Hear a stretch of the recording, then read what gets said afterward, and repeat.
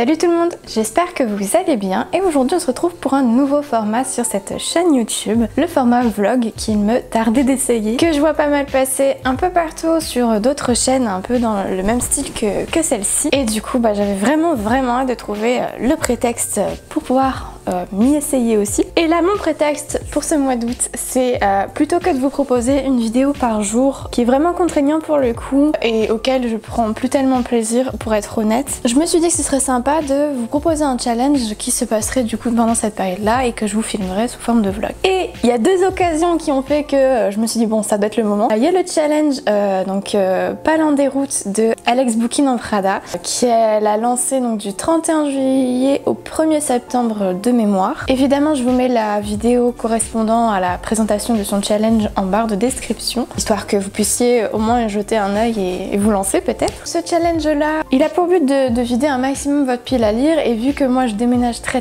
prochainement, ça tombe très bien. Vous pouvez d'ailleurs le voir avec le changement de décor, je ne peux plus trop tourner dans la bibliothèque pour l'instant parce que c'est un peu trop le bordel. Bref, le challenge veut vider la pile à lire avec différentes catégories sous forme de timbres. Enfin, vraiment très sympa, qui rappelle un peu le voyage. Et le deuxième prétexte, c'était le prix Totem. Le prix Totem, c'est un prix qui est lancé par les éditions Gallmeister, spécialement pour les libraires. Au début, c'était plus particulièrement les jeunes libraires, pour leur permettre de découvrir le catalogue de fond des éditions Gallmeister. Donc en fait, on reçoit au moins 5 services de presse, et parmi ces 5 services de presse, on doit dire lequel est notre préféré, pourquoi, etc. Bref, il y a toute une sorte de communauté qui s'organise sur les réseaux pour discuter autour de ces livres et pour pouvoir choisir celui qui est notre préféré et qui aura une pastille en tant que récompense. L'année dernière, je crois que c'était un de ceux que justement j'avais beaucoup aimé, pour lequel j'avais voté. Je me demande si c'est pas l'enfer de Church Street, un truc comme ça. Bref, je sais plus exactement. Si j'ai le courage, je le mettrai là. Mais bref, l'année dernière, j'y avais participé aussi. J'avais beaucoup aimé le concept et le fait de découvrir comme ça des auteurs. Alors ça fait partie du fond, c'est pas toujours très simple à conseiller, mais le catalogue de Gallmeister, il attire beaucoup, et beaucoup de curieux, et parfois même beaucoup de personnes qui sont calées sur la littérature américaine. Donc pour pouvoir vraiment les conseiller, il faut comme ça entamer des plongées dans la littérature de fond américaine. Bref, ces deux éléments ont fait que du coup je me sentais un peu poussée par le désir de faire des vlogs. Alors ça me trottait dans la tête depuis un moment, j'avoue. Mais voilà, j'ai enfin pouvoir me lancer, et j'ai réussi en plus à combiner les deux facteurs qui ont fait qu'aujourd'hui ce vlog est possible, puisque dans ce challenge de la Palin des routes, j'ai mis les livres qui ont été envoyés par les maisons d'édition Gallmeister, histoire de faire d'une pierre deux coups.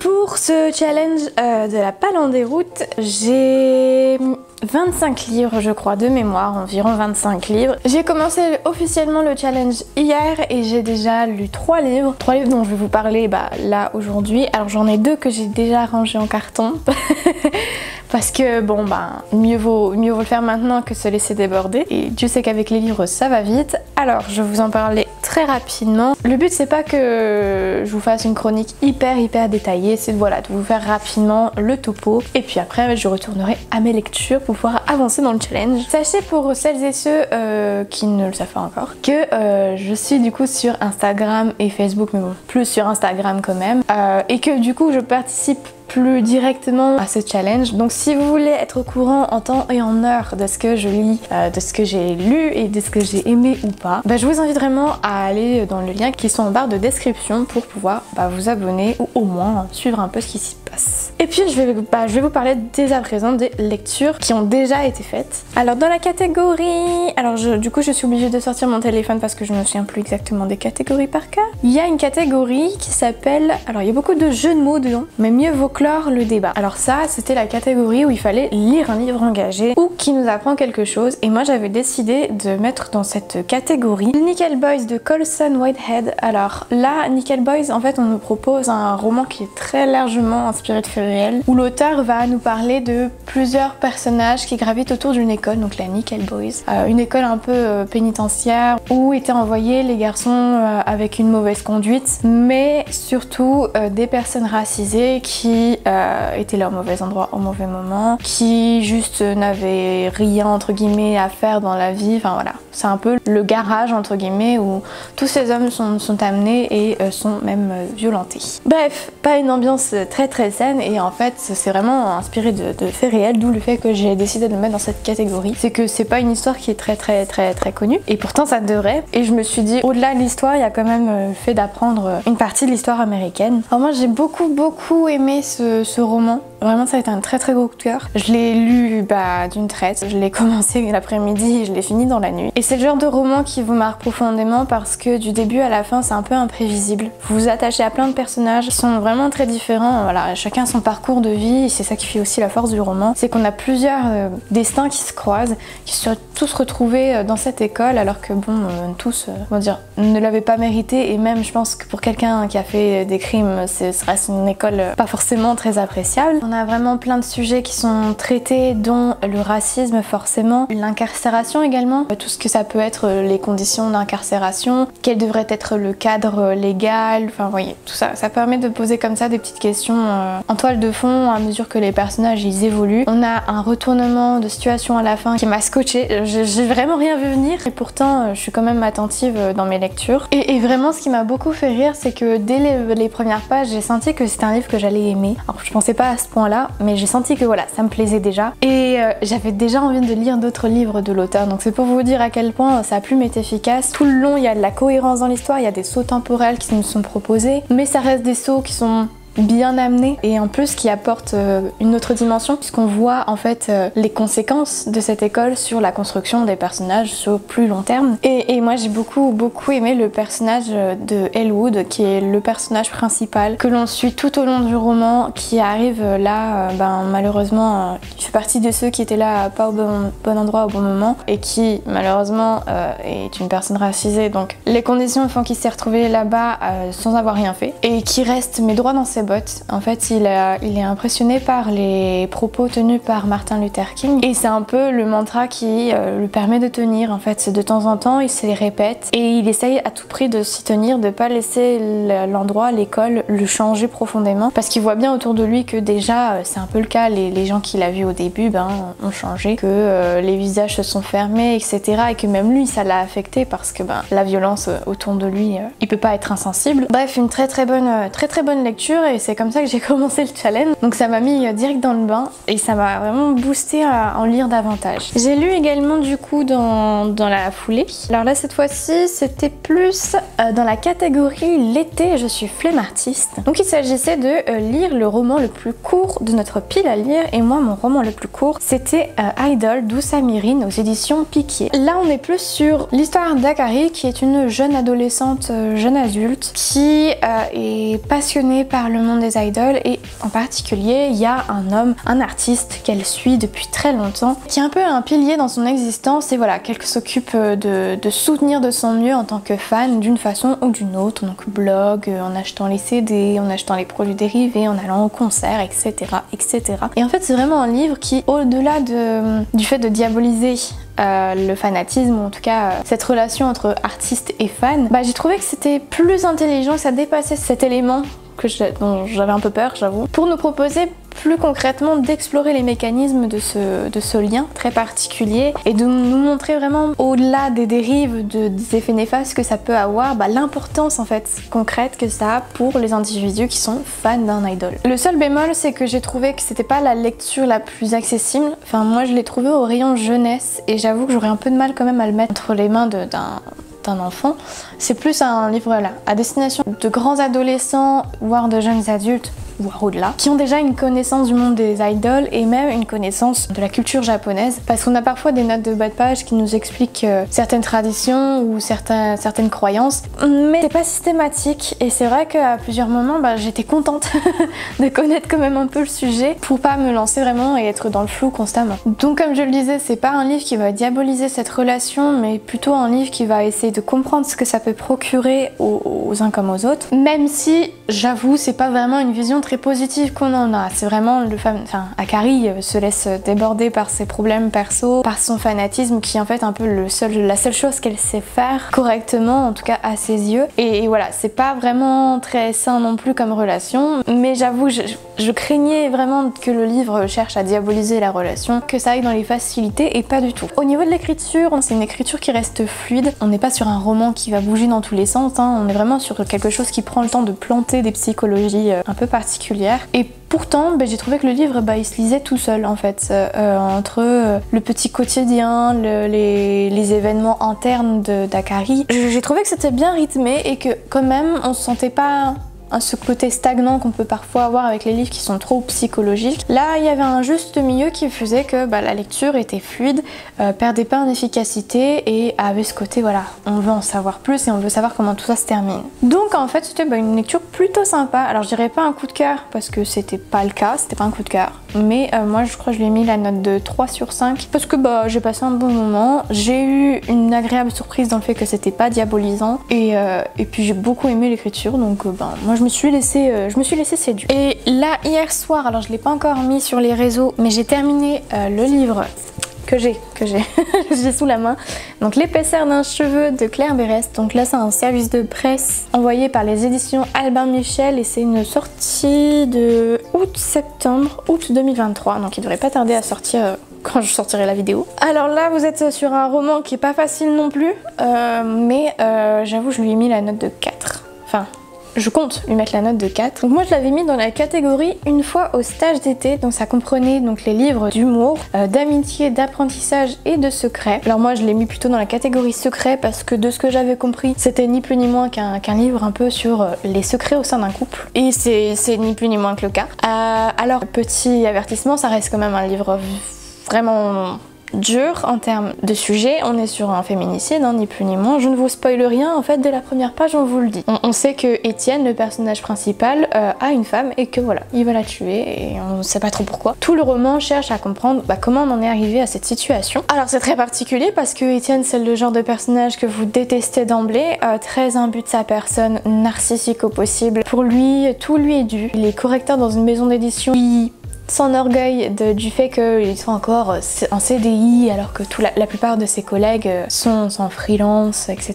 Il a un mépris mais pas possible pour les auteurs qu'il corrige, pour l'anglicisme dans la langue française, pour sa femme même, parce que sa femme elle a pas du tout les mêmes occupations et au final on a l'impression un peu qu'elle doit se plier à ce que lui conçoit comme étant la femme parfaite. C'est vraiment pas sain comme relation et on comprend rapidement que contre son gré il a été mis en temps partiel, donc ça ne lui plaît pas des masses, mais pour lui c'est un peu le moment où il pourrait lancer enfin le fameux projet qu'il tente de réaliser depuis X années. Donc on comprend que c'est un livre, qu'il veut écrire un livre, et parallèlement à ce désir de se lancer dans son nouveau projet, la relation qu'il entretenait avec sa femme commence vraiment à se détériorer et on sent qu'on se rapproche du précipice. En tant que lecteur qui avons l'élément de conclusion comme quoi il va tuer sa femme, on sent que là on approche de la situation où tout peut basculer et on sait pas quand et on sait pas comment. Mais vraiment très chouette. Enfin, pas au niveau du sujet, hein, je le répète. J'ai beaucoup aimé moi du coup le côté d'entrée de jeu, on nous plante le décor. On a cette première page où voilà, on vous plante le fameux Étienne insupportable, on vous plante un peu le cadre, le travail, etc. Et puis on vous dit tout simplement, eh ben viens tuer sa femme. Et puis en tant que lecteur, vous marquez un temps de pause parce que vous êtes en mode ok, on vient de me spoiler la fin, on vient de me dire un élément qui semble quand même important. Et ça apporte une dynamique supplémentaire parce qu'on a encore plus envie de comprendre comment on en est arrivé là. Qu'est-ce qui a poussé ce fameux Étienne à tuer sa femme, comment on en est arrivé là, ouais. Alors honnêtement, j'avais encore jamais lu de livre de Claire Berest, ou alors je m'en souviens pas du tout, mais je comprends le succès de cette autrice en librairie parce que l'air de rien ça reste quand même un livre qui est accessible. On a des tournures de phrases qui peuvent être très simples, on a un rythme qui est captivant, des chapitres qui sont pas trop longs et en même temps de temps en temps, même voire régulièrement, on a des tournures de phrases qui sont beaucoup plus travaillées mais qui passent toutes seules. C'est à dire que si c'était un livre qui était composé essentiellement autant de tournures de phrases aussi complexes, je pense qu'on en aurait perdu plus d'un, mais là le mélange entre les deux fait qu'on s'accroche vraiment. Le rythme il est bien géré, enfin on sent cette ambiance qui se délite progressivement et vraiment j'ai adoré ce côté-là. C'est un livre sur un sujet d'actualité, encore d'actualité malheureusement, et vraiment j'ai trouvé ça très intéressant la façon dont on est du point de vue d'Étienne et du coup on est du côté de celui qui commet le crime et pourtant on cherche pas à le dédouaner, on cherche pas à nous présenter une vision tout beau tout rose de ce personnage, mais en fait ça donne plus une façon de montrer les mécanismes de réflexion de ce personnage, de comment il perçoit sa femme, et ça donne à réfléchir plus largement sur les personnes qui commettent les féminicides, l'air de rien. J'avoue également que ce qui m'a beaucoup plu, c'est le nombre d'ironies du sort qui arrive. C'est-à-dire qu'on va vous parler d'un élément au début ou vers le milieu, mais un élément l'air de rien qui va tout changer vers la fin, qui sera détourné d'une autre façon, et en tant que lecteur, vous êtes un peu sur les fesses. Enfin, honnêtement, vous avez limite un rire jaune en fait en refermant ce livre. C'est parce que c'est plein d'ironie. Vous voyez le truc venir et en même temps, vous vous demandez comment ça peut en arriver jusque là. Le personnage d'Étienne, mais qui perd pied, qui est même plus crédible, qui juste s'enfonce dans ses délires, et avec sa femme, on a pitié de sa pauvre femme qui juste se retrouve imbriquée dans tout ça sans trop d'échappatoire possible. Et on comprend également que Étienne il se voile énormément la face. Il y a pas mal de révélations qui sont faites au fur et à mesure du livre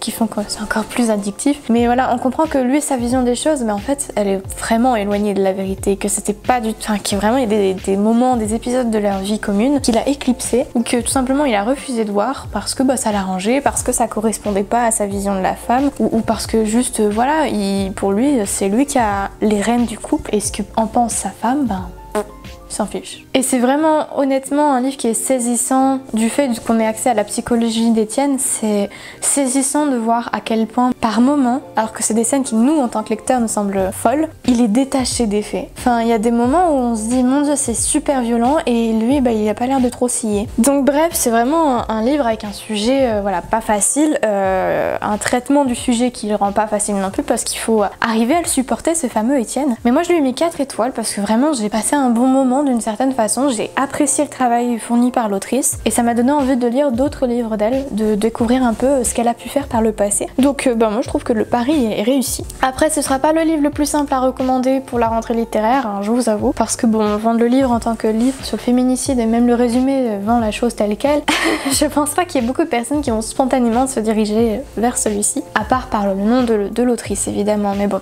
On verra, peut-être qu'un passage à la grande librairie changera tout. Mais en tout cas, ça reste une belle découverte permise par ce challenge. Alors, je vous reprends un peu plus tard, c'est-à-dire le lendemain, parce que j'ai pas eu le temps de retourner pour vous tenir au courant de mes dernières lectures, parce que j'avais un sacré ménage à faire avec les visites de notre logement par de prochains locataires. Bon, on espère que ça ira vite parce que ça reste quand même pas très agréable quand des gens comme ça, que tu ne connais pas du tout, viennent dans ton intimité. Un peu compliqué comme situation, mais du coup hier j'ai réussi à terminer 2 livres. J'en ai commencé un 3e qui s'appelle De l'armée d'écume de Stéphane Michaka aux éditions Pocket Jeunesse. Alors j'ai vraiment commencé, donc je peux vraiment même pas vous dire ce qu'il en est pour l'instant parce que je ne suis pas assez avancée pour émettre le moindre avis. Mais en attendant, hier j'ai quand même eu l'occasion de terminer 2 livres, donc ce qui est bien par rapport au challenge où c'est minimum un livre, voire minimum 200 pages si on ne s'en sort pas. Alors, le premier livre que j'ai terminé, je l'avais mis dans la catégorie vers Arrakis ou Le Pilat, et en fait c'est pour des livres du genre de science-fiction, dystopie, complot, prophétie, bref, ça peut englober pas mal de choses. Et moi dans cette catégorie, j'avais décidé d'y mettre Waterbacks de Charles Mazarguil aux éditions Slalom. J'avoue que je n'en attendais pas grand chose parce que, alors malheureusement la couverture je l'aime pas du tout. Enfin, dans le paysage de la littérature jeunesse, il y a quand même un grand soin qui est apporté. Et là en fait j'avais un peu de mal à me projeter dans l'histoire. Je trouvais pas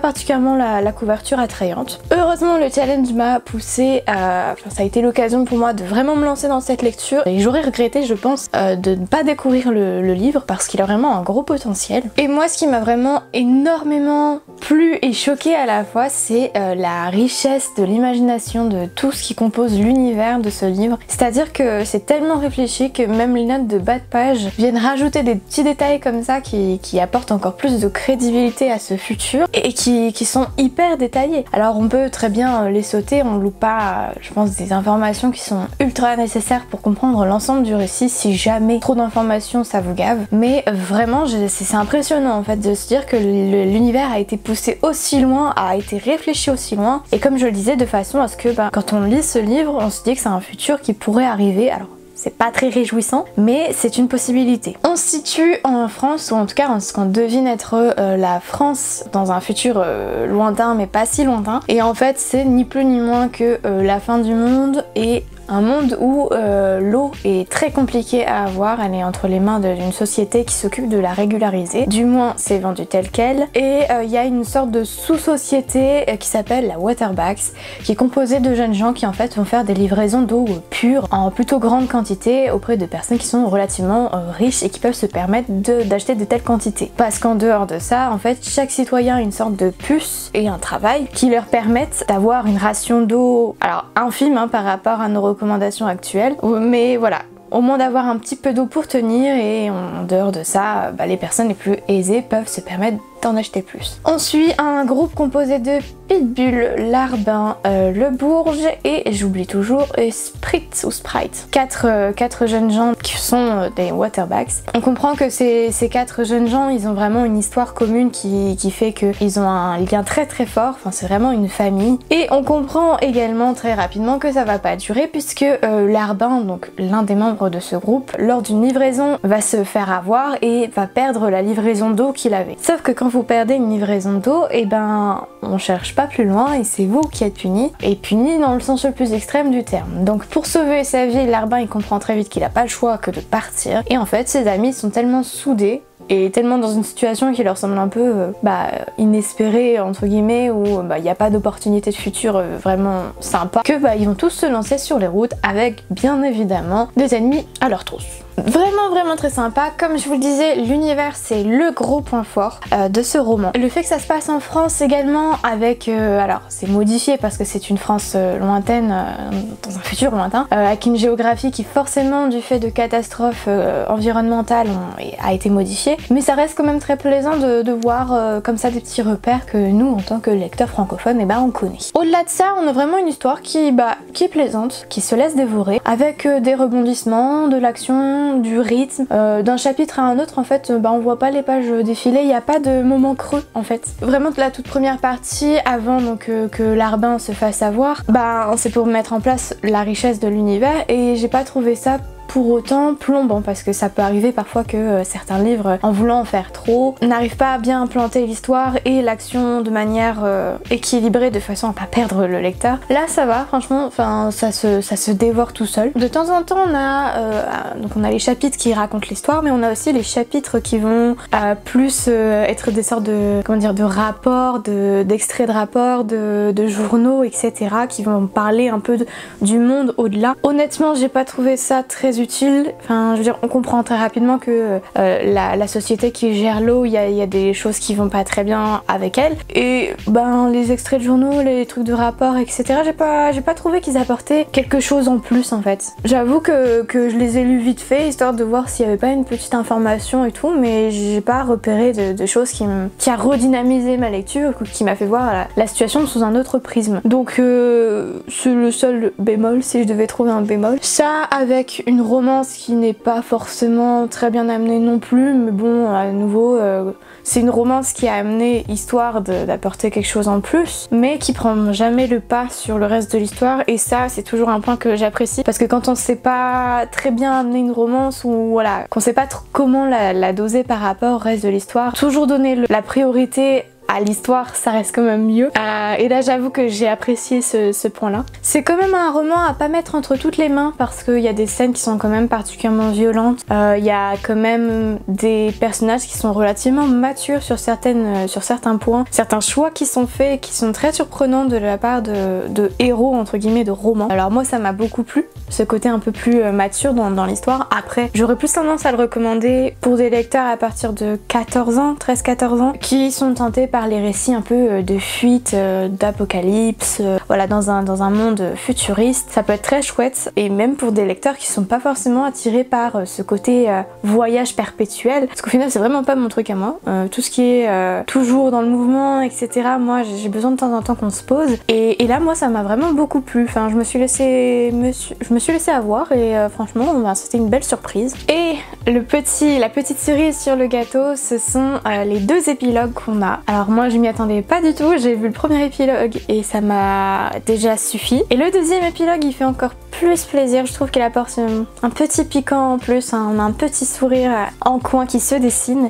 Donc non, vraiment chouette du début à la fin, et si vous avez l'occasion, lisez-le. Et si le sujet vous tente. Après ça, j'ai voulu plus lire un roman de littérature adulte, et je me suis tournée vers la rentrée littéraire encore. Après l'épaisseur d'un cheveu de Claire Berest, je me suis attaquée à L'enfant dans le taxi de Sylvain Prudhomme. L'enfant dans le taxi, c'est ni plus ni moins que l'histoire du narrateur qui s'appelle Simon, qui va enterrer son grand-père au tout début du roman, et suite à ça il y a une espèce de petite cérémonie avec le reste de la famille où chacun souffle un peu, et il va discuter avec un oncle un peu lointain, un oncle allemand qui connaît pas trop, et qui va lui dire est-ce que t'es au courant que voilà, ton grand-père avait un autre fils qui était caché. Et j'ai hésité à en parler pendant l'enterrement quand les prêtres ont demandé s'il n'y avait pas une ultime chose à rajouter avant d'enterrer le corps. Simon il était pas du tout au courant, et ça va être le début d'un grand questionnement pour lui. Il va se lancer vraiment sur les routes pour essayer de retrouver ce parfait inconnu qui en fait a vraiment croisé plusieurs fois la famille, mais il y a une omerta totale autour de cet enfant, parce que celui-ci en fait est le fruit d'un amour entre donc le grand-père qui était alors soldat dans le Rhin, de mémoire, je ne serais plus très bien située en géographie, bref, qui était du côté de la zone occupée en Allemagne pendant que les Allemands avaient perdu la Seconde Guerre mondiale, et il a eu une aventure avec une jeune Allemande du coin. Vous voyez un peu l'histoire, on est vraiment sur quelque chose de voilà, autour du secret de famille, vraiment très chouette aussi. Je crois que les 2 livres, je leur ai mis la note de 4 étoiles sur 5 parce que j'ai vraiment passé des bons moments. Je l'ai mis dans la catégorie Les dents de la grand-mère, sur les secrets de famille, le souvenir, l'enfance, les catastrophes ou les frissons. Donc je trouve qu'il rentre plutôt bien dans la catégorie en question. Alors au début j'ai eu un peu peur quand je me suis lancée dans cette lecture, parce que l'écriture était très particulière et un peu laborieuse, dans le sens où c'était beaucoup de très longues phrases où je cherchais le point. Il y avait une tonne de virgules mais jamais de points, avec des moments où ça partait un peu dans tous les sens entre l'esprit du narrateur, les faits concrets qui sont relatés. Bref, vous voyez, c'était un peu, je trouvais un peu fourmi. J'ai quand même tenu bon, et au final ça n'a pas duré très longtemps cette écriture là, et après on revient progressivement à une lecture quand même plus sympa à lire, et qui rend moins cette écriture compliquée enfin qui la rend plus accessible en tout cas, avec toutefois les dialogues qui sont incorporés directement dans le récit. Alors c'est pas quelque chose que j'apprécie des masses, j'aime bien quand c'est plus lisible et que l'œil peut repérer plus facilement voilà, les petits points comme les traits d'un dialogue par exemple. Après on s'y fait vite, et au final ça n'empêche pas de profiter de la lecture. J'avoue qu'il y a eu quand même pas mal de moments où Simon, le personnage principal, prend le temps de parler de sa situation personnelle. Alors il est en divorce, en procédure de divorce avec son ancienne compagne, il a des enfants avec lesquels il est très proche, qui semblent plutôt grands, mais avec qui il veille quand même à garder des moments de complicité. Mais tous ces petits moments là, au bout du compte, moi j'étais pas très satisfaite, dans le sens où on me vendait l'histoire d'un mystérieux M qui serait le fils illégitime de son grand-père, et au final Simon parle en grande partie de lui. Alors je veux bien que en fait progressivement les 2 récits se rejoignent, ou qu'il y ait une sorte de réflexion entre les deux, mais c'est vrai que c'est un peu perturbant quand même. Mais au-delà de ça, ça reste quand même une histoire qui est riche en émotions, en rebondissements, avec ce M qui est un peu insaisissable, où comme je vous l'ai dit, il y a un gros secret autour, personne n'ose vraiment en parler, donc faut apprendre à délier un peu les langues, à affronter les peurs de chacun et chacune, voir affronter carrément le refus de certaines personnes qui juste n'ont pas envie d'affronter ce passé ou veulent se contenter de vivre dans le présent. Et en même temps on sent beaucoup de pudeur et de douceur dans le traitement général donc des personnages, des sujets. Enfin j'ai trouvé vraiment ça très doux comme histoire au-delà du récit qui parfois peut être violent dans le terme psychologique j'entends. Il y a des scènes qui m'ont marqué et pourtant en fait la douceur avec laquelle c'est raconté et ça passe plus facilement et en tout cas ça marque aussi plus facilement je trouve. C'est que on est d'autant plus impacté par le ton qui est vraiment en décalage avec ce qu'on peut nous raconter. Toute cette violence par exemple du rejet de la famille, et au final le narrateur essaie de comprendre pourquoi chacun y est opposé ou qu'est-ce qui a bien pu faire que. Enfin voilà, j'ai trouvé que ce parti pris là était vachement intéressant et apportait quelque chose vraiment d'important dans la construction du récit. Et puis au-delà de ça, ça reste le genre de lecture dans lequel on se laisse porter. Alors c'est pas toujours évident avec les éditions de Minuit parce qu'ils ont tendance à proposer vraiment des textes très élaboré et là pourtant j'ai vraiment apprécié juste de me plonger dans l'histoire et de me laisser porter. C'était un peu ça l'idée, c'est que l'histoire avec un grand H et l'histoire avec un petit se mêlent tout au long du récit mais avec une fluidité qui fait qu'on passe de l'un à l'autre sans trop se rendre compte. Donc on va avoir des détails sur la guerre, sur comment les troupes étaient positionnées à cette époque là et pour autant ça m'a pas freiné dans ma lecture, ça m'a vraiment juste apporté plus d'informations pour mieux cerner la situation et sans me bloquer en fait. C'est aussi un livre qui va chercher à mesurer comment le poids des secrets va impacter chaque individu dans sa construction. Donc aussi bien M qui mine de rien est celui qui en pâtit le plus, mais aussi le reste des personnages, le reste de la famille qui a dû porter ce secret. Et en ce qui concerne la fin, on est sur quelque chose qui reste à l'image de l'ensemble du texte, c'est-à-dire qu'on nous propose une fin qui nous permet de nous poser après ce long voyage avec beaucoup de douceur toujours et au final quand on referme le livre on est presque apaisé, on a eu les informations qu'on voulait ou en tout cas le principal et puis moi ça m'a suffi, je me suis sentie contente d'avoir terminé le livre et en même temps j'avais ce côté un peu satisfait, apaisé qui en découlait, donc c'était vraiment très chouette comme expérience, surtout après un livre un peu plus intense comme Waterbacks. Donc vraiment une très belle découverte, sachant que c'était le premier livre de l'auteur que je lisais. Alors c'est un auteur qui reste quand même relativement connu en librairie, mais je n'avais encore jamais franchi le pas. Donc c'était l'occasion et au final ça s'est plutôt bien passé. Avec parfois même des très belles tournures de phrases qui font réfléchir, qui sont percutantes, qui mettent vraiment les mots sur certains éléments. Moi du coup, là comme je vous le disais, je suis en train de lire du coup De larmes et d'écume de Stéphane Michaka. De Stéphane Michaka aux éditions Pocket Jeunesse. Comme je vous ai dit, j'ai dû m'interrompre hier soir, donc j'ai pas eu le temps vraiment de me plonger pleinement dans le roman. Donc je pourrais même pas vous dire vraiment quelles sont mes premières impressions. Je sais que c'est un service de presse que j'avais reçu et que j'ai un peu laissé traîner de côté, honte à moi. Et comme ce challenge est censé vider un peu la pile à lire, je me suis dit que c'était l'occasion. Je l'ai placé dans la catégorie petite virée à Saint-Trope, donc où il faut lire votre genre préféré ou votre trope fétiche. Donc moi étant quand même une grande fan de la littérature jeunesse et l'ayant vu d'ailleurs passer récemment sur les réseaux, j'étais très intriguée. Donc je vous reprends dès que j'en sais plus. Et je vais même profiter pour manger parce que c'est plus que l'heure. Donc je vous reprends beaucoup plus tard, je dirais. Ça fait 2 jours que j'ai pas eu trop le temps de tourner. Les visites de la maison ont été faites, en tout cas une première partie. Il y en aura d'autres qui vont arriver, mais ça s'est plutôt bien passé. On n'a pas eu trop de soucis et moi j'ai eu le temps de lire pas mal pendant ces 2 jours. J'ai pu notamment lire enfin De larmes et d'écume de Stéphane Michaka aux éditions Pocket Jeunesse et ça a été un très gros coup de cœur pour le coup. Alors là c'est un peu moins frais donc mon résumé risque d'être un peu brouillon, mais pour vous dire dans les grandes lignes, dans cette histoire on va s'intéresser à l'histoire d'un navire, donc le Mary Celeste, qui est un navire qu'on a retrouvé sans équipage à bord, qui voguait encore tranquillement sur les flots, sans qu'il y ait, comment dire, de danger de naufrage ou quoi que ce soit qui ait été constaté par l'équipe chargée du sauvetage de l'épave. Et en fait, tout semble laissé en plan, comme si les passagers avaient vraiment abandonné d'un coup le navire. Et on n'en sait pas plus. Il y a vraiment un très gros mystère qui entoure tout ce navire. Ça devient un peu une espèce de mythologie en fait pour les autres marins et capitaines des ports. Et on se retrouve quelques années plus tard avec le personnage de Finch. Le jeune Spotty alias Finch va intégrer une compagnie d'assurance et notamment faire la rencontre de Basil Hentley, qui est un homme qui tient un bureau dans lequel il est censé enquêter un peu sur tout ce qui est naufrage, etc.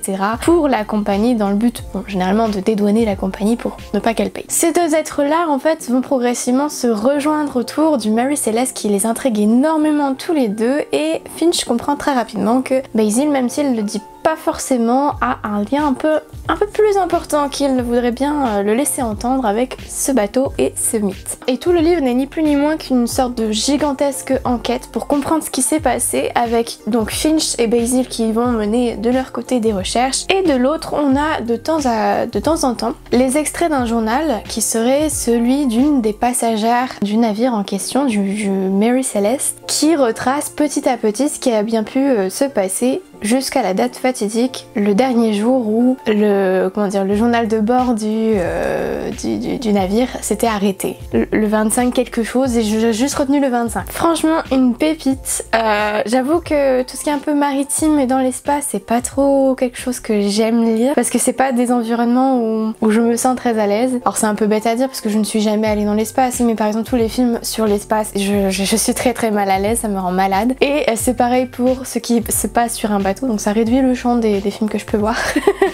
Mais là, du coup, je me suis un peu lancée avec cette appréhension, et très rapidement ça a été balayé, parce qu'on alterne entre d'un côté les flots avec le journal de bord, et de l'autre cette enquête qui est un peu plus sur terre avec Finch et Basil. Enquête qui est d'ailleurs pas mal mouvementée, il y a pas mal de rebondissements qui arrivent, et c'est vraiment très chouette à lire. Je trouve en plus qu'il y a que la dynamique générale du texte est très bien gérée par l'auteur, parce qu'on a vraiment ce côté plaisant quand le mystère, au lieu de se dissiper très rapidement, en fait se complexifie davantage. On a de nouveaux éléments qui donnent de nouvelles visions sur ce drame avant que finalement la vérité n'émerge, et c'est vraiment super plaisant de voir comme ça à quel point ça a été réfléchi. Personnellement, j'ai adoré le personnage de Elsie, qui est la personne qui écrit le journal sur le navire. Alors c'est une jeune femme qui est indépendante, qui est forte au niveau du caractère, elle sait ce qu'elle veut et elle compte bien aller jusqu'au bout pour parvenir à ses fins. C'est vraiment très chouette à lire de portraits aussi beaux en fait d'une autre femme. Il y a quand même un petit disclaimer par rapport à la violence qui parfois peut être explicite. Alors c'est pas tout le long du roman, mais il y a certaines scènes où je me suis dit que je mettrais pas ça entre toutes les mains. Moi j'aurais plus tendance à dire 13-14 ans quand même, histoire de pas choquer. Et au final, quand j'ai refermé le livre, j'ai essayé un peu de chercher les points négatifs que je pouvais trouver à cette lecture, parce que j'aime bien toujours contrebalancer un petit peu, et j'en ai pas trouvé. C'est-à-dire que j'ai vraiment passé un super moment du début à la fin, et vraiment je n'ai rien à reprocher à ce livre. Enfin, il m'a embarqué, il a vaincu mes a priori par rapport à la mer. Il m'a beaucoup touchée avec les différents personnages qu'il propose. J'ai adoré l'enquête qui est très bien menée, qui est pleine de rebondissements, donc non, j'avais vraiment rien de négatif à dire dessus. Et en plus de ça, on a un petit retournement de situation à la fin qui, qui met un peu de baume au cœur. Voilà, qui réconforte un petit peu, et que j'ai beaucoup aimé aussi. Donc ça a été un très gros coup de cœur pour ce livre. Alors ensuite, j'ai lu 3 livres hier. Donc j'ai lu d'abord 2 livres graphiques, parce qu'on pouvait en mettre dans une catégorie spécialement faite pour ça. Donc j'ai lu Sherlock, un scandale à Buckingham, la partie 2, qui est donc le manga qui reprend très fidèlement la série que j'adore, donc j'ai pas pu résister. J'ai pas vu s'il y avait une suite de prévue, enfin s'ils comptaient adapter le reste de la série. Pour l'instant ça n'a pas été encore annoncé, je suis pas sûre que ce soit un très grand succès, donc peut-être qu'ils vont s'arrêter là. Mais en tout cas voilà, si vous aimez la série, il est vraiment toujours aussi chouette. On a de très beaux dessins, enfin les planches sont vraiment soignées et fidèles à la série. Enfin, déjà rien que la couverture, on voit vraiment le soin qui est donné à la représentation des acteurs. Donc non, vraiment rien à dire, toujours aussi trépidant et mystérieux et intelligent, et voilà.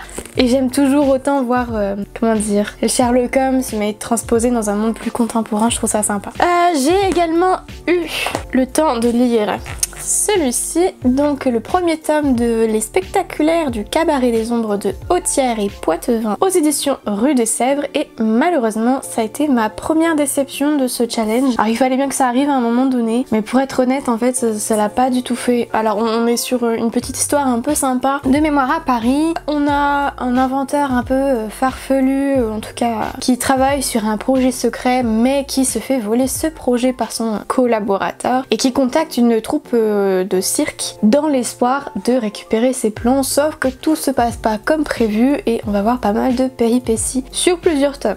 Mais moi j'ai pas du tout aimé. Alors déjà je pense que graphiquement c'est pas trop ce que j'aime. Alors je dis pas que c'est moche parce que c'est pas vrai du tout, mais en fait c'est le côté très linéaire de la composition des planches qui m'a un peu perturbée. Moi j'aime bien les romans graphiques où on prend vraiment toute la place. J'ai un peu plus de mal avec les BD un peu franco-belges ou très classiques en termes de découpage. Les dessins en vrai ça allait, enfin, ça fait partie un peu de l'univers un peu loufoque, un peu fantaisiste comme ça qui est sympa. Ça c'est un truc que moi j'ai bien aimé dans cette lecture, c'est l'imagination. Après niveau humour il y en a quand même, mais moi j'avoue j'ai pas ri en fait.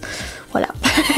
J'ai lu l'histoire sans être vraiment convaincue, j'ai pas ri un seul moment, puis non je me suis pas sentie vraiment embarquée par l'histoire, donc non, ça l'a vraiment pas fait pour le coup. J'étais un peu déçue parce que on m'avait vendu un peu la chose comme une série super sympa. Alors c'est clair qu'on peut la conseiller vraiment, enfin pour beaucoup de personnes, c'est une BD qui est grand public pour le coup, et on peut même la conseiller à des ados, ça peut vraiment passer, mais moi je me suis pas laissée embarquer, voilà, ça ne l'a pas fait pour moi. Heureusement, juste après, j'ai enchaîné avec celui-ci. Donc bien sûr que Les Poissons froids de Fanny Ruette. Je sais pas si je le prononce bien, je suis désolée par avance. Aux éditions L'Iconoclaste. Et là, ça a été un régal. Vraiment, j'ai alterné entre gros coup de cœur, déception, gros coup de cœur. C'est un peu ça sur ces 2 jours. Là, celui-ci, on est plus sur un récit un peu intime de la part de l'autrice qui va nous parler d'une histoire voilà, qu'elle a eue il y a longtemps, pendant son adolescence, sur MSN, Skyblog, etc. Avec une personne qui se faisait appeler Nour de mémoire, qui se faisait appeler Nour. Et sauf que petit à petit les choses ont fait que Fanny a perdu le contact avec Nour, et des années plus tard elle se demande qu'est-ce que cette personne est devenue, parce qu'ils avaient quand même une relation plutôt forte. Ils s'envoyaient souvent des messages presque tous les jours, des lettres, etc. Et Fanny en fait elle entre un peu dans une période un peu compliquée d'un point de vue personnel, avec une rupture, un job dans lequel elle s'épanouit pas des masses, enfin qui est un peu un job d'appoint en attendant de trouver mieux. Et en même temps elle se pose un peu pas mal de questions sur la vie de manière générale, sur plein d'autres sujets qu'on découvre très progressivement. Le tout avec beaucoup d'humour, donc de l'humour noir de façon très régulière, mais voilà, de l'humour en veux-tu en voilà, avec plein de petites notes de bas de page, mais que j'ai pris plaisir à lire. J'ai jamais autant rigolé devant des notes de bas de page. Enfin franchement c'est une pépite de fraîcheur, et j'ai trouvé ça tellement bien fait, tellement intelligent, la façon de mêler autant de sujets sérieux avec une intrigue en fait à proprement parler, un sujet comme la recherche du fameux Nour, avec autant de légèreté en fait à travers le personnage, à travers la personnalité en fait de l'autrice, et des petites anecdotes comme ça piochées un peu dans sa vie. Donc c'est vraiment très chouette comme roman. Au-delà de ce côté un peu léger, un peu peps, qui moi m'a beaucoup plu, parce que c'est pas forcément quelque chose que je retrouve souvent dans ma pile à lire. Il y a aussi de très belles tournures de phrases. Alors je sais pas si vous le verrez, je ne pense pas parce que le focus est pas terrible. Pas sur ma tête. Bon, vous le devinez plus que vous ne le voyez, mais j'ai relevé tellement de phrases, vraiment j'avais mon petit carnet à post-it et j'ai passé mon temps, voilà.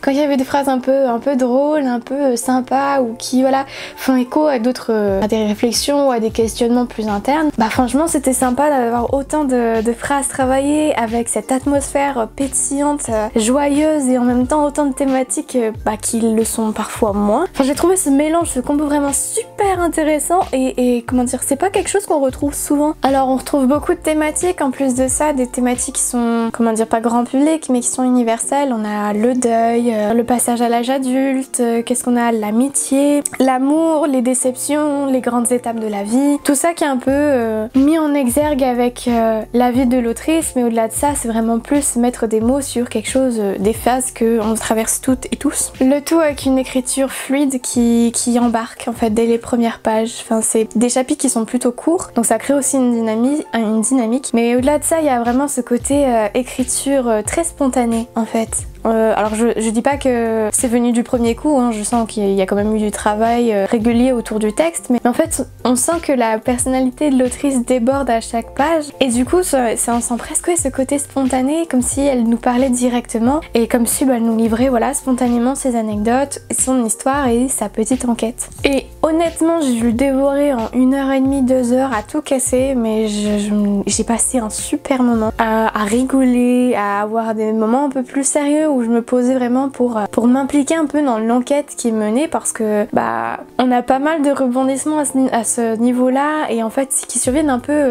de manière aléatoire, parce que c'est pas quelque chose auquel l'autrice revient à chaque chapitre. Parfois elle va se permettre des petites digressions qui sont pourtant super utiles, contrairement à certains autres livres où on sent que c'est un peu plus pour combler. Là on sent que chaque page, chaque mot a un sens et a un but, mais l'enquête en elle-même c'est pas le sujet principal, c'est l'une des histoires que l'autrice nous raconte. C'est quand même un sujet important, mais voilà, ça prend pas le pas sur l'ensemble. Donc si cet aspect un peu enquête vous rebute, sachez que vous pouvez vraiment vous lancer les yeux fermés, juste pour profiter au moins de la qualité de cette plume, de l'ambiance générale et avoir un giga sourire une fois que vous refermez le livre. Et du coup, bah, là je vous ai présenté toutes les lectures un peu que j'ai faites ces 2 derniers jours. Je pense pas que je pourrais vous reprendre d'ici ce soir, parce que j'ai un programme un peu chargé également, mais je suis en train de lire un pavé un pavé de 515 pages pour être précise,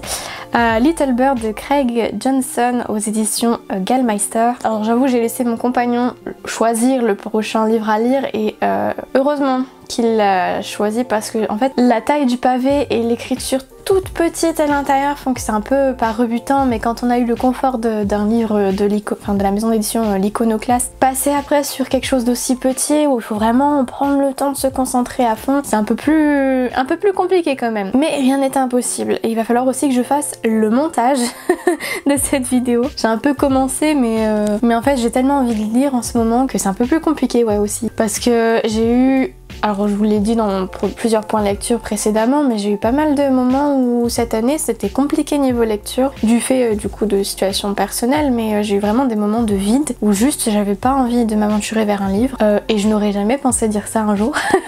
Mais comme quoi ça arrive, on peut avoir des mauvaises surprises dans la vie. Et là ça va mieux en fait, ce challenge il me rebooste un peu, et il me pousse vraiment à m'impliquer dans quelque chose qui me change un peu du train-train quotidien et qui me permet de renouer un peu avec ma passion du livre. Donc c'est vraiment super chouette. Si vous avez l'occasion, même si vous arrivez un peu en plein milieu du challenge ou vers la fin, mais lancez-vous quand même, ou faites ça de manière vraiment indépendante, je vous encourage vraiment à le faire, parce que s'imposer comme ça une discipline, et ben mine de rien ça permet de trouver une autre forme de plaisir dans la lecture. Là le côté satisfaction de voir sa pile à lire se réduire drastiquement quand même. Mais voilà, ça veut vraiment du bien ce genre de petit challenge et j'espère évidemment que toute cette vidéo vous plaira.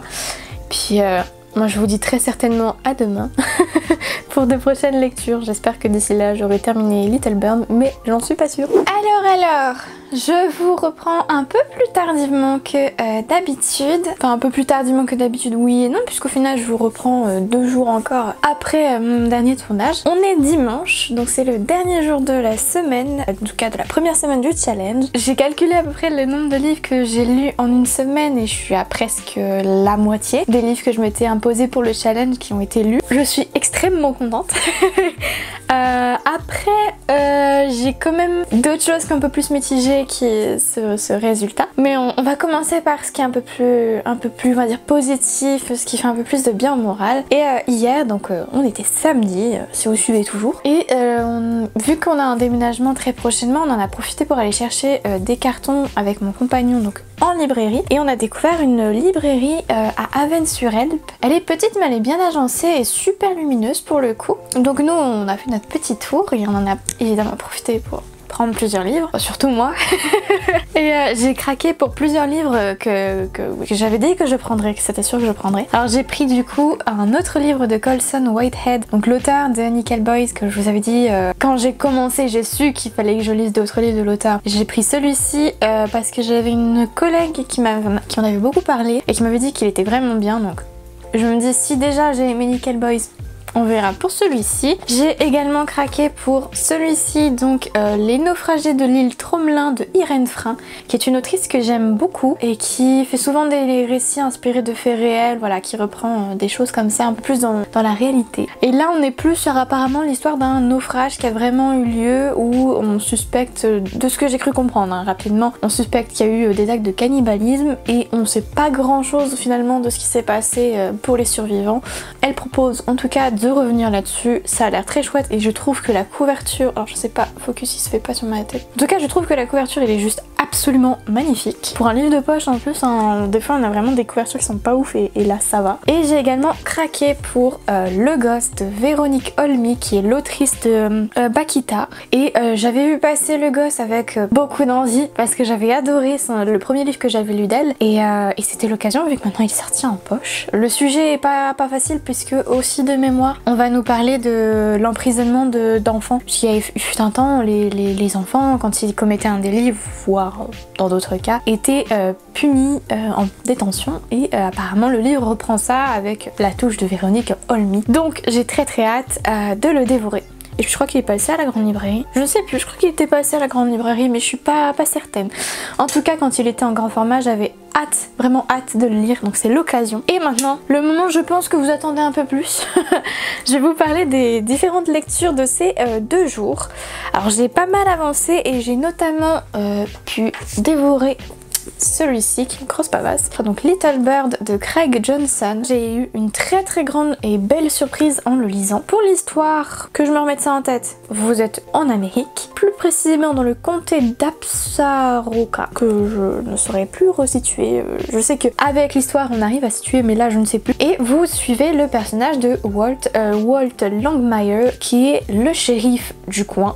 Alors c'est un homme un peu taciturne, un peu le cliché, vous voyez, du détective, du shérif qui mène sa petite enquête. Il a perdu sa femme il y a pas très longtemps et depuis c'est un peu le loup solitaire, bien que on sent que voilà, il n'est pas fermé aux relations, c'est juste que voilà, il est un peu plus sur la défense. Et il y a plusieurs années de cela, il a réalisé une enquête pour des violences sexuelles perpétrées contre une jeune femme originaire d'une des communautés de Premières Nations qui a été abusée par un groupe d'hommes blancs.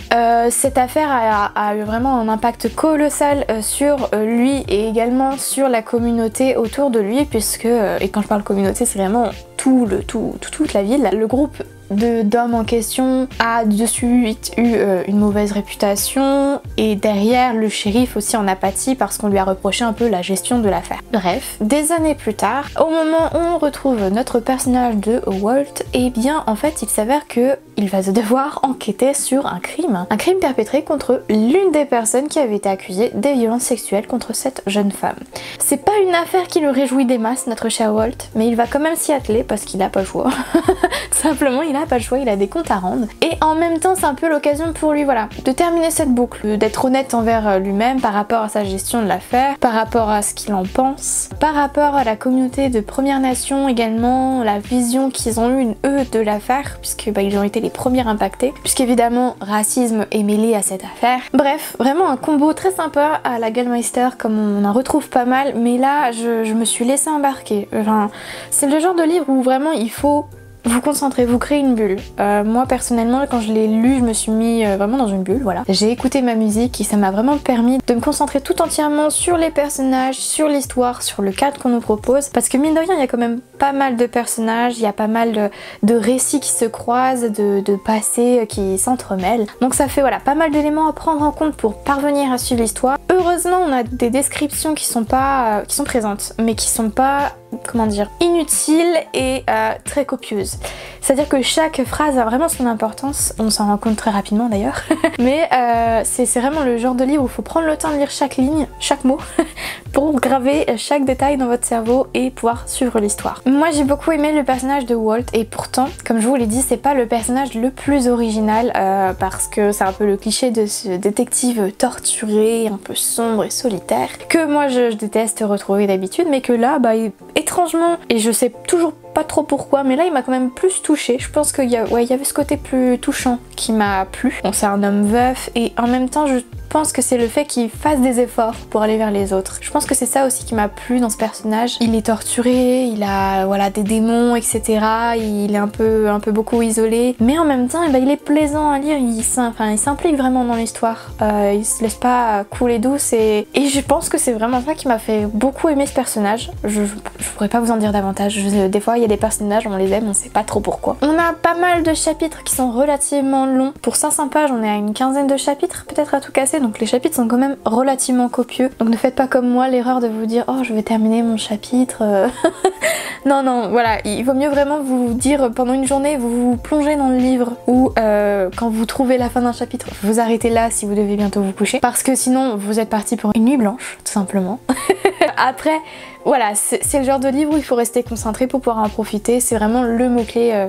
Si je devais vous dire une chose par rapport à ce livre, c'est ça. C'est qu'il faut rester concentré et vous profitez vraiment pleinement de la qualité d'écriture, l'imagination, la palette de personnages qui nous est proposée, l'ambiance même, parce que au fur et à mesure de l'enquête, il y a des suspects qui apparaissent, d'autres qui sont éclipsés de l'enquête. Et il y a ce climat un peu de tension, de méfiance qui s'installe progressivement, y compris envers des amis, et c'est vraiment très très chouette. Et dernier gros point, et après je vous laisse tranquille avec ce livre, c'est les nombreux rebondissements qui sont au programme. C'est-à-dire que vous ne pouvez pas vous reposer sur vos certitudes, vous êtes toujours surpris, y compris par le final qui est juste explosif, que moi j'avoue j'ai deviné, mais c'est parce que je décortique tout, je décortique de trop, mais ça ne m'a pas du tout empêché de profiter pleinement du côté audacieux de cette fin et donc je ne peux que vous le recommander. Je crois que je lui ai mis 5 sur 5 à celui-ci et il était dans la catégorie un peu de poison dans ta glace qui comprenait donc les polars, les livres sur les meurtres, les enquêtes, le mystère et la vengeance, donc parfait. Alors après ça, il me fallait quelque chose d'un peu plus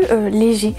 Pas forcément au niveau des thématiques mais plus au niveau du ton, du public auquel c'était adressé. Donc dans la catégorie petite virée asynthope qui comprend donc les livres de notre genre préféré ou de notre trope fétiche, j'ai fait le choix de mettre Le souffle du puma de Laurine Roux, qui est une autrice dont j'ai beaucoup entendu parler de la part d'anciennes collègues, donc j'avais envie de la découvrir. Donc là c'était l'occasion de la découvrir avec un registre plus simplifié entre guillemets pour la jeunesse. J'ai oublié de dire que c'est publié par les éditions École des loisirs, donc déjà c'est un gage de qualité. Pour ce qui est de l'histoire, alors vous suivez le personnage de Poma qui est une jeune fille de mémoire qui vit à l'époque des Incas et qui malheureusement va être désignée comme enfant du soleil ou fille du soleil, je ne sais plus exactement les termes, ce qui va plus ou moins accélérer son destin et la condamner à être sacrifiée en vue de permettre à une épidémie de disparaître, selon les croyances de l'époque. Je vais pas vous en dire davantage parce que vraiment c'est un roman qui est relativement court et que c'est le genre de pépite où on a envie de se plonger sans trop en savoir non plus, si ce n'est le topo de départ que je vous ai dit. Et là c'est une lecture où j'ai mis 4 étoiles sur 5 parce que j'ai passé un très bon moment comme je m'y attendais. C'est-à-dire que j'ai pas eu énormément de surprises dans ma lecture, ça a coulé tout seul entre guillemets, mais sans pour autant que ça m'empêche d'en profiter. Là, le gros avantage c'est que Laurine Roux j'avoue du coup, du fait de cette découverte, j'ai envie de découvrir ce qu'elle propose du côté du registre adulte, puisque vraiment c'est une écriture à travailler avec de très belles tournures de phrases, des passages qui font réfléchir, des thématiques qui sont abordées et pointées du doigt pour le lectorat en question, qui d'ailleurs à partir de 12 ans, 12-13 ans, ça peut passer. Mais le truc c'est un peu bête hein, à dire, mais j'ai été un peu frustrée parce que j'aurais aimé en lire davantage. C'est-à-dire que c'était tellement bien que j'aurais voulu que l'expérience dure vraiment plus longtemps et même qu'on aille moins dans le côté fin un peu conventionnel, parce que c'est un peu l'impression que j'en ai eu en fait. C'est pas une fin bâclée ni rien, c'est juste que moi c'est une fin qui m'a, allez je le permets ou pas ce jeu de mots, qui m'a laissé sur ma faim. J'aurais aimé en lire davantage, j'aurais aimé que ça aille plus loin. En fait c'est bête hein, parce que vu la cible du livre en question, c'est normal que ça survole un peu certains éléments, mais oui j'avoue j'ai été un peu frustrée par ça. Sinon vraiment il n'y a rien à dire, moi j'ai passé un très bon moment parce que c'est construit de manière intelligente. On a deux temporalités en fait qui sont confrontées. On a du côté de Poma donc à la période des Incas, mais on a aussi de l'autre côté on a le personnage d'Astrid qui est une jeune femme qui autopsie des corps et qui se voit donner l'occasion de pouvoir autopsier les corps de dépouilles de momies qui ont été retrouvées du côté du fameux volcan où les sacrifices ont été perpétrés, donc bien des siècles plus tard, pour essayer de comprendre ce qui a pu se passer. Vraiment très chouette le fait de confronter comme ça deux temporalités, de voir un peu comment le même événement finalement et penser différemment en fonction des mœurs. De voir un peu Astrid qui cherche à comprendre comment s'est passé les derniers instants, se sont passés les derniers instants des enfants qui ont été envoyés là-bas, dont Poma. Et c'est documenté, on sent vraiment que l'autrice elle a mené des recherches pour coller au plus près de la réalité, aussi bien au niveau de l'autopsie que du côté vraiment de l'époque Inca. On le sait plus en détail vers la fin, vers les notes de fin, donc remerciements, etc. Mais voilà, ça fait plaisir de voir qu'une autrice, en l'occurrence ici, se donne vraiment du mal pour proposer un contenu de qualité sur une période qui n'est pas forcément très exploitée en littérature jeunesse, pour voilà, proposer quelque chose qui va changer, qui est travaillé pour un lectorat à partir de 12 ans. Comme je vous l'ai dit, moi je suis un peu plus mitigée sur la fin, parce que j'aurais voulu davantage, mais on a un épilogue en plus qui est très sympa à lire, qui me donne un peu ce sentiment de revanche, qui est très plaisant à lire et qui fait que quand on referme le livre, bon le côté frustration était toujours un peu là, mais il était un peu atténué, donc franchement une très chouette lecture du début à la fin. Et quand j'ai refermé le livre, d'ailleurs je me suis fait la réflexion que sur le bandeau c'est marqué que l'Express qualifie de Laurine Roux comme d'une conteuse, et c'est vrai que ça donne un peu ce sentiment là, c'est qu'on a l'impression que tout le long du texte, en fait, on nous raconte un conte, surtout pour les points de vue de Poma. Mais c'est vraiment cette impression-là, ce côté très, j'allais pas dire lyrique, mais très oralité, très histoire qui se transmet au coin du feu. C'est un peu ce sentiment-là, avec ce même confort qu'on peut imaginer. Donc vraiment une très bonne lecture que je vous recommande vivement. Et c'est là que le bas blesse, puisque la prochaine lecture, ça ne l'a pas du tout fait. Alors là, je l'ai terminé tout à l'heure, donc c'est beaucoup plus frais. Et même les sentiments que j'ai vis-à-vis de ce livre sont beaucoup plus frais. Donc c'était un livre que j'avais mis dans la catégorie, donc c'était comme pour Nickel Boy, lire un livre engagé ou qui nous apprend quelque chose, puisque le postulat de base du prochain livre, qui n'est autre que Mais pas dans l'ombre de Lionel Duroy. C'est un livre qui va sortir pour la rentrée littéraire, je crois en août. Ouais, c'est ça, en août. Donc je ne sais pas, il devrait pas tarder à sortir. Et je suis beaucoup plus mitigée avec celui-ci. Parce que, alors, on nous propose, avec le personnage de Adèle, alors je ne ferai pas l'affront de dire son nom de famille parce que je sais pas comment ça se prononce, le personnage de Adèle qui est une jeune femme d'une trentaine d'années, qui est journaliste et qui a des origines roumaines, dont elle n'est pas forcément très fière. Enfin, pour être honnête, la Roumanie, elle déteste. Elle a des parents donc qui ont fui le pays suite aux nombreux conflits, à la guerre, etc. et qui se sont établis en France en perdant littéralement tout. Mais la vision qu'elle a de la Roumanie de ses parents, je vous laisse le découvrir, c'est horrible. Et donc cette jeune femme, en fait, on comprend, elle est un peu instable. Elle est qualifiée un peu de démon. Comment dire ? On va dire qu'elle est pas complète. Il lui manque quelque chose, ça la travaille, ça façonne un peu sa personnalité instable. Et elle est en couple avec un certain Arthur, sauf que ça se passe pas très bien. Lui il est complètement fou d'elle, mais elle un peu beaucoup moins. Et au final le hasard va faire qu'elle va devoir se rendre en Roumanie pour un reportage, à Bucarest pour être plus précise, et qu'elle va se rendre compte qu'en fait il y a toute une partie de l'histoire qui a été éclipsée, qui a vraiment caché, qu'il y a une omerta autour de cette période là, donc concernant la Seconde Guerre mondiale, que le traitement là-bas de cette partie de l'histoire est vraiment très différente, que peu de personnes sont au courant, et ça va vraiment la révolter, ça va la pousser à s'impliquer vraiment dans cette histoire pour essayer de la révéler au grand jour. Du moins c'est l'histoire telle qu'elle nous est vendue sur le papier. Après la vérité elle est un peu moins belle. Je vous avoue que moi c'est pour ça que je me suis aventurée vers ce livre et que je l'ai demandé en service de presse, c'est parce qu'on nous parle d'une partie de l'histoire qui n'est pas connue, même en France, qui n'est pas connue. Le problème c'est que c'est le personnage principal qui ne va pas. je vous avoue, toute la première partie c'était une plaie à lire. Le roman il est découpé en 2 parties qui sont à peu près à la moitié en fait. À partir de la moitié on passe à la deuxième partie. Découpage d'ailleurs qui je trouve n'apporte pas grand chose. Enfin il n'y a pas vraiment de scission vraiment visible, en tout cas dans ma lecture ça m'a pas sauté aux yeux. Et le personnage principal a beau avoir une trentaine d'années, mais elle est immature au possible, insupportable à lire. La façon qu'elle voit ses parents, enfin, c'est déprimant, c'est juste du manque de respect. Elle cherche pas plus loin que le bout de son nez. Et oui, elle est pas très fut-fut pour une journaliste. Enfin, il y a plein de choses où tu te dis bon, t'alignes les deux, tu finis par comprendre normalement quand même. Et au lieu de ça, on a une sorte de grande adolescente qui se cherche à travers l'histoire de son pays. Donc ça, c'est une partie que moi j'aime bien, que je demandais, mais le problème c'est qu'elle se cherche et que à côté de ça, et ben elle enchaîne un peu les histoires d'un soir. Sauf que, on va dire que la passerelle entre la Shoah et les relations charnelles, ça peut vraiment être d'une ligne à l'autre. C'est-à-dire qu'il y a un passage qui moi m'a juste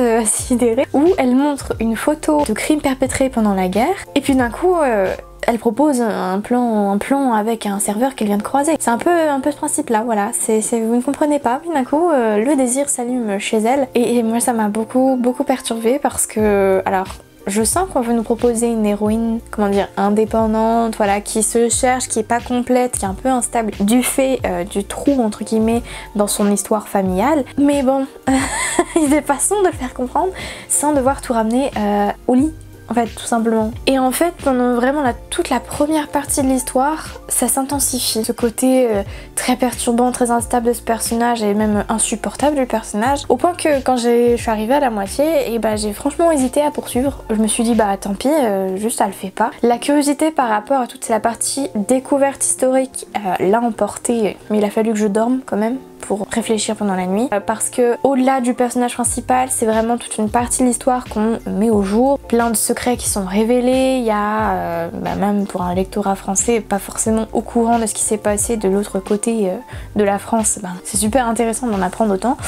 Et on a plein de textes qui émergent, qui parlent de cette période-là. Moi, ça m'a donné envie d'en lire plein d'autres. On comprend mieux également la situation, comment ça s'est construit, la situation en Roumanie jusqu'à aujourd'hui. Et les impacts encore que la guerre a pu avoir sur aujourd'hui. Parce que, par exemple, les parents de l'héroïne ne sont pas au courant ou se voilent un peu beaucoup quand même la face sur les événements. En tout cas, il y a beaucoup de choses sur lesquelles ils sont pas au courant, parce qu'il y a eu une sorte de propagande qui a fait que...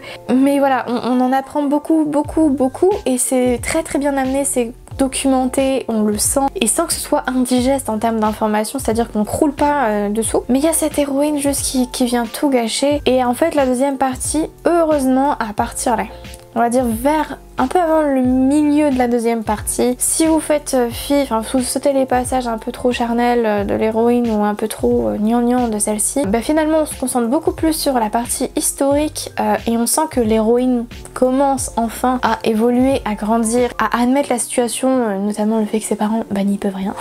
Voilà, c'est comme ça, il y a une amélioration qui fait que on peut poursuivre jusqu'à la fin, mais il faut quand même s'accrocher, arriver au milieu, en tout cas par rapport à l'héroïne malheureusement. Et donc pour être honnête, moi je l'ai mis 2 sur 5 parce que vraiment j'ai pas passé un bon moment. J'ai passé mon temps à souffler, à lever les yeux au ciel, il y a des phrases qui m'ont juste... je pouvais pas. Le traitement de la femme m'a juste insupportée et la façon dont son personnage est construit, ça c'était juste pas possible. Alors que à contrario, la partie historique que nous on attend, par rapport au résumé qui nous vend l'histoire comme telle, et ben c'est pas qu'elle est éclussée, enfin parfois si carrément. Parfois elle est mise de côté d'un coup. Et en fait on voudrait beaucoup plus cette partie-là finalement que les histoires de plan-plan de Madame Adèle. Et c'est un élément à prendre en compte si vous souhaitez vous aventurer vers ce livre. Mais en tout cas, moi ça a été une autre déception de ce challenge. Surtout que le sujet m'intriguait beaucoup. Donc j'ai pas été pleinement satisfaite. Et c'est le premier livre de l'auteur que je lis, donc je suis pas non plus certaine de tenter d'autres. Après je sais qu'il a eu pas mal de prix et je le vois.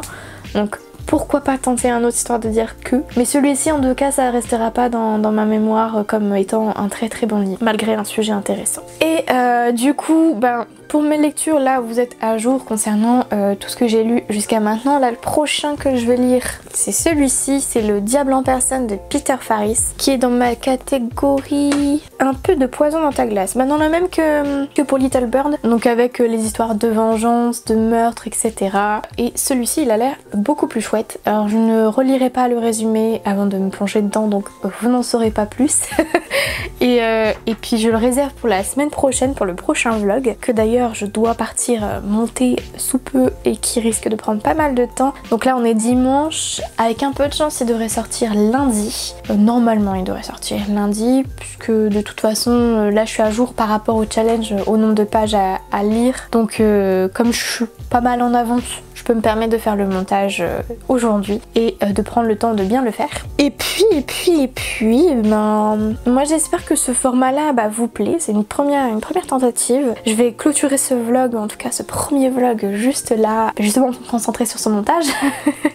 J'espère évidemment que ça vous plaira, et puis si c'est le cas, ou si vous avez des conseils pour s'améliorer, n'hésitez pas, moi je suis toujours preneuse. Si vous souhaitez suivre le challenge en direct, n'hésitez pas à me suivre sur les réseaux sociaux. Tous les liens ils sont en barre de description. Si vous souhaitez également rejoindre le challenge, il n'y a pas de souci, il est toujours ouvert, en tout cas à l'heure où je tourne il est toujours ouvert, et toutes les informations seront aussi dans la barre de description.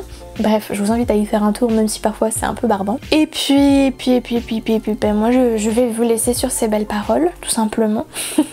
Et je vais m'aventurer vers ce montage et vers une prochaine lecture que j'espère positive. Sur ce, salut!